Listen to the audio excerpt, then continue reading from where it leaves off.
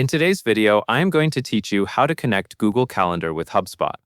To get started, open your Hubspot account in your browser.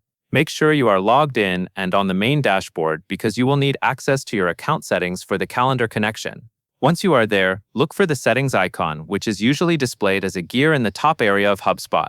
Go ahead and click that gear icon to open the settings menu.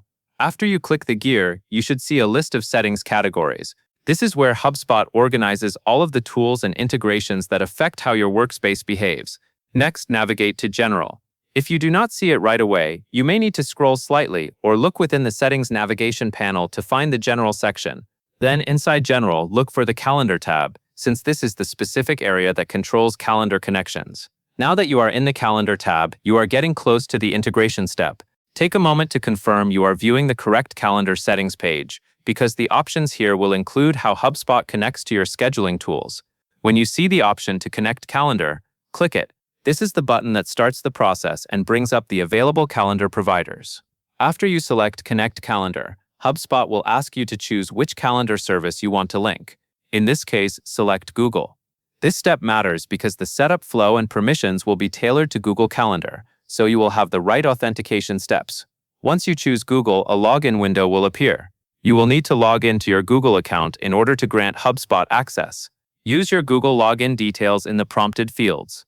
Then proceed to the authorization screen. You will also see an option to confirm or allow the connection. Click Allow to authorize Hubspot to access your Google Calendar. As you click Allow, pay attention to what the authorization screen communicates. It typically describes the type of access being granted, such as reading your calendar events or using your calendar data for scheduling features. This ensures that you are consciously approving the connection rather than skipping through without checking. After authorization, the window may close or return you to Hubspot. At this point, Hubspot should complete the connection and update your calendar settings. If you notice a loading moment, that is normal, since Hubspot is finalizing the integration between your Google Calendar and your Hubspot account. To confirm that everything worked, glance back at the calendar settings area. You should see that your Google Calendar is now connected or listed as an active integration. If there are any additional prompts on screen, follow them carefully, but the core actions are the connection start and the authorization allow step.